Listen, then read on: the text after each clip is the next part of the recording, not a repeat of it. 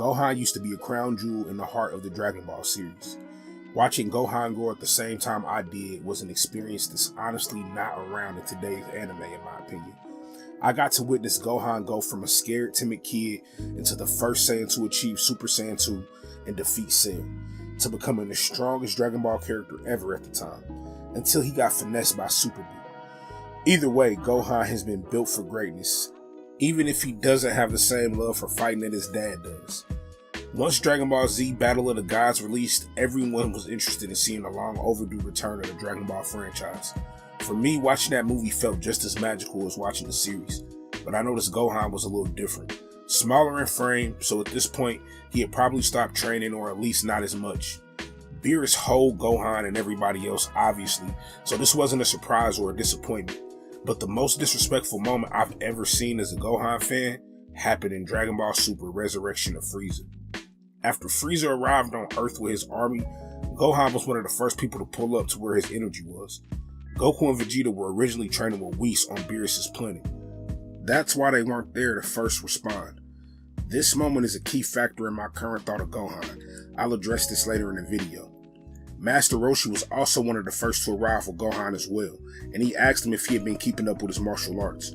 Gohan flat out told him no, but he could still go Super Saiyan if he wanted to.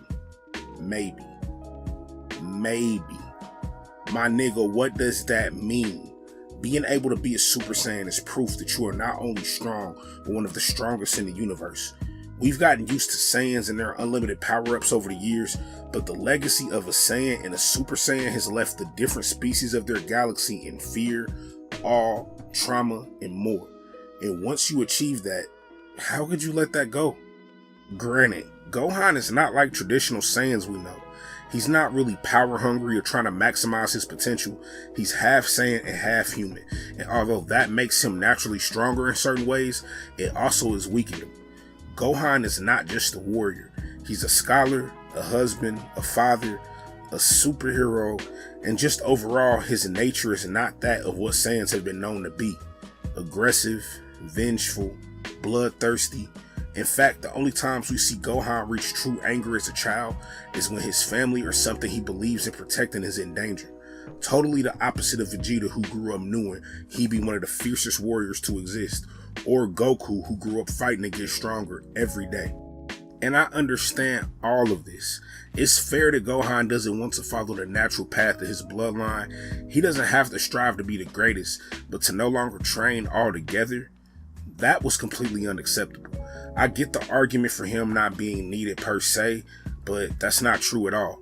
Remember in Return of Frieza how Gohan was one of the first to arrive to the fight because Goku and Vegeta were off planet? Gohan got smoked damn near with one blast from Frieza on his back with the white pupils. Tell me why that's possible. Yes, Frieza is stronger than ever at this point, but you mean to tell me Gohan couldn't put up a fight?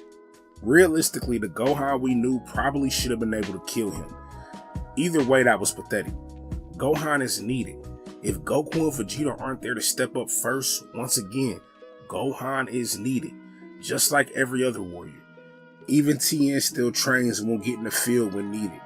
Gohan is no exception. In fact, Gohan has a priority to train. You live in a reality where your planet or universe could be destroyed, and you've been one of the defenders of this planet and universe. You are forever needed as a warrior and protector.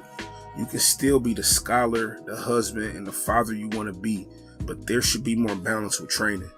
Remember in Dragon Ball Super when future Trunks returned to the current timeline and met Gohan again? He couldn't even sense his power level. Trunks literally couldn't understand how this was the same Gohan who killed Cell, let alone the same Gohan from the future timeline.